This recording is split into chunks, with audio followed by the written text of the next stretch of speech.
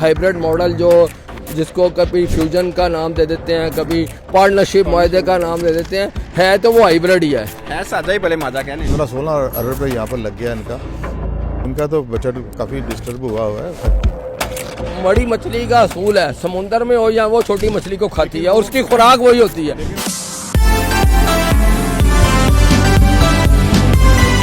Hybrid model जो जिसको कभी फ्यूजन का नाम दे देते हैं, कभी पार्टनरशिप मुआहदे का नाम दे देते हैं, है तो वो हाइब्रिड ही है सादा ही भले मादा कहने। 16 अरब रुपये यहाँ पर लग गया इनका तो बजट काफ़ी डिस्टर्ब हुआ है। बड़ी मछली का असूल है, समुंदर में हो या वो छोटी मछली को खाती है, उसकी खुराक वही होती है। हम उनकी खुराक है इस वक्त। कहते हैं ना कि यार हम जब खेलेंगे दोनों तो पैसा आप भी कमाएगा, तो कहता है मैं तो कमा रहा हूँ, तुम अपनी बात करो, तुम्हें मैं क्यों कमाने दूँ। दुनिया में जो तगड़ा है और जिसके पास पैसा है, फाइनेंस है, वही कानून जो है ना वो जिधर मर्जी चाहे ले जाए। इंडिया को बैन भी किया जा सकता था, इंडिया की जगह किसी और टीम को लाया भी जा सकता था।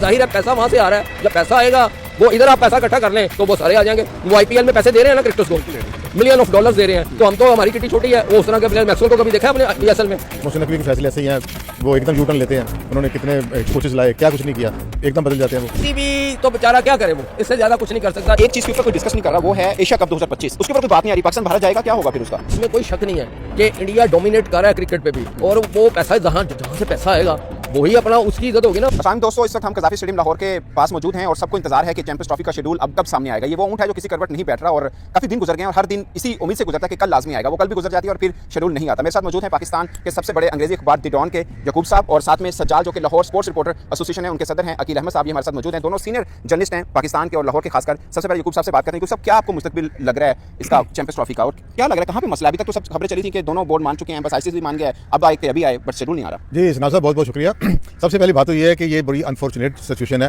जितनी बड़ी आईसीसी अब देखें ऑर्गेनाइजेशन है, जो सिस्टम चल रहा है, जो ये चीज़ हालात पैदा हो रहे हैं, इसमें जो सबसे अफसोसनाक चीज़ है कि वो आईसीसी जो है ना एक डमी सा अदारा बनकर रह गया। अगर आप उसको कंपेयर करें आईओसी के साथ कंपेयर करें और फीफा के साथ कंपेयर करें तो ये फॉलो अपनी फैनशिप के मुताबिक, फॉलोशिप के मुताबिक उनसे कोई कम नहीं है। लेकिन इसकी वो ये जो अगर ये केस होता है आईओसी के पास, ऐसा केस होता है, यहाँ होता फीफा के पास होता, तो मेरे ख्याल में ये हालात पैदा ना होते। वो बैन भी, इंडिया को बैन भी किया जा सकता था, इंडिया की जगह किसी और टीम को लाया भी जा सकता था।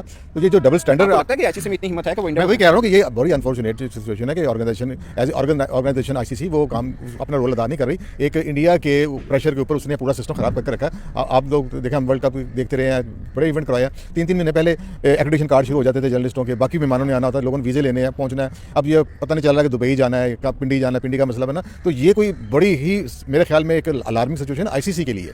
और फैन भी इसमें, सारी दुनिया के फैन भी इसमें मतलब है कि आज आ जाएगा, कल आ जाएगा, जैसे आपने कहा। इवन सहाफ़ियों को पता नहीं चल रहा है कि क्या हो रहा है और खबरें इधर से चल रही हैं, कहीं से मिले, कोई ऑफिशियल बात करने के लिए तैयार नहीं है। तो ये बड़ी ही क्रिकेट के लिए बुरी चीज़ है। मेरे ख्याल में आईसीसी को अपना रोल अदा करना पड़ेगा। एक मुल्क अगर नहीं आना चाहता तो उसको ना आने दें।